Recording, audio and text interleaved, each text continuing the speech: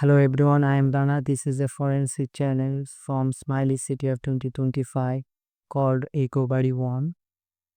I have downloaded and extracted the zip file, and now I have this file called Roro Pro.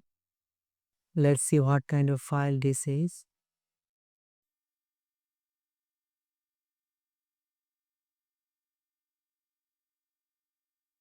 Nothing useful. Let's try exif2. Nope, nothing helpful. Now let's dump all the readable data using stream command.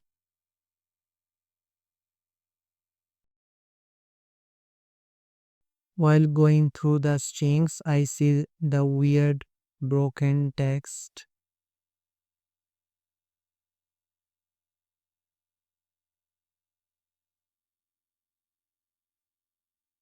Put it together, and it's a Pastebin link. Let's open this Pastebin link on a browser.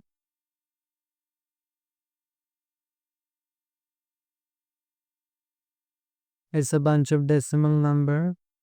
Let's copy and paste to CyberChef.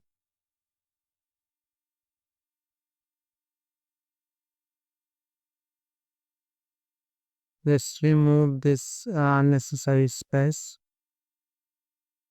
from decimal.